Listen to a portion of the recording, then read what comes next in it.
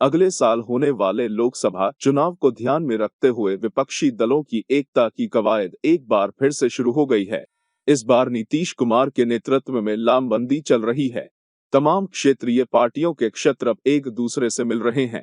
विपक्षी दलों का सबसे बड़ा इवेंट 23 जून को पटना में हो रहा है, जहां नीतीश कुमार के नेतृत्व में 18 से ज्यादा दलों के दिग्गज नेता जुटेंगे और लोकसभा चुनाव को लेकर महामंथन करेंगे। उत्तर प्रदेश से समाजवादी पार्टी के अखिलेश यादव इस मीटिंग में शामिल होंगे। हालांकि महत्वपूर्ण बात ये नहीं है कि अखिलेश शामिल होंगे, बल्कि ये है कि वे इस मीटिंग में यूपी से अकेले शामिल होंगे। अखिलेश का यह अकेला पद सिर्फ यहीं तक नहीं है। लोकसभा चुनाव के मद्देनजर यूपी के सियासी कुरुक्षेत्र में विपक्षी एकता के नाम पर भी वे एक अकेले ही बचे दिख रहे हैं। साल 2019 के लोकसभा चुनाव में अखिलेश को बसपा मुखिया मायावती का साथ मिला था। तब दोनों पार्टियों ने गठबंधन में चुनाव लड़ा, जिसके नतीजे सपा के लिए तो सुखद नहीं रहे। मायावती की पार्टी ने जहां 10 सीटें जीती, वहीं सपा को सिर्फ 5 सीटों पर जीत मिली। इस चुनाव के बाद दोनों ही दलों के रिश्तों में फिर खटास आ गई। इसके बाद यह भी तय हो गया कि यह सपा और बीएसपी के गठबंधन का अंत है। दोनों के बीच दूरियां तब और बढ़ी जब यूपी में विधानसभा चुनाव हुए। अखिलेश यादव ने बीएसपी पर बीजेपी की भी टीम होने का आरोप लगाया और कहा कि वह अंबेडकर और कांशीराम के दिखाए रास्ते से भटक चुकी है। उन्होंने यहां तक कह दिया कि बीएसपी उम्मीदवारों का चयन तक बीजेपी के दफ्तर में होता है।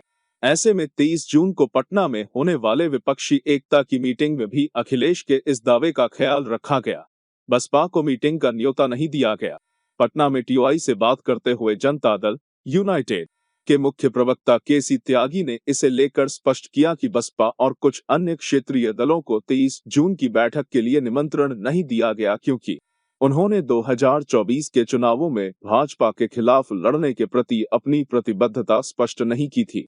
विपक्ष की मीटिंग में बसपा के निमंत्रण न मिलने के बाद यूपी में अखिलेश के लिए एक बड़ी चुनौती खड़ी हो सकती है। असदुद्दीन ओवैसी की एमआईएम ने उत्तर प्रदेश की सियासत में एंट्री कर ही दी है। उसने पंचायत लेकर विधानसभा चुनाव तक में अपनी भागीदारी की। बीजेपी के खिलाफ लामबंद हो रहे मोर्चे में एमआईएम को भी न्योता नहीं मिला है। इसकी पुष्टि एमआईएम के सूत्रों ने की है कि उन्हें निमंत्रण नहीं मिला और क्यों नहीं मिला, इसकी भी जानकारी उन्हें नहीं दी गई है। एक वरिष्ठ पॉलिटिकल एक्सपर्ट बताते हैं कि किसी को हैरान नहीं होना चाहिए अगर आने वाले दिनों में यूपी में ओवैसी बीएसपी से हाथ मिला लें। आखिर ओवैसी की पार्टी को भी तो विपक्षी दलों ने बीजेपी की बी टीम करार दिया है। साल 2017 के विधानसभा चुनाव में ओवैसी ने जय भीम का नारा भी लगाया था, लेकिन वह इसे किसी मजबूत गठबंधन या किसी सफल नतीजे में कन्वर्ट नहीं कर पाए। विशेषज्ञ कहते हैं कि जो 2017 में नहीं हो पाया, वह अब हो सकता है।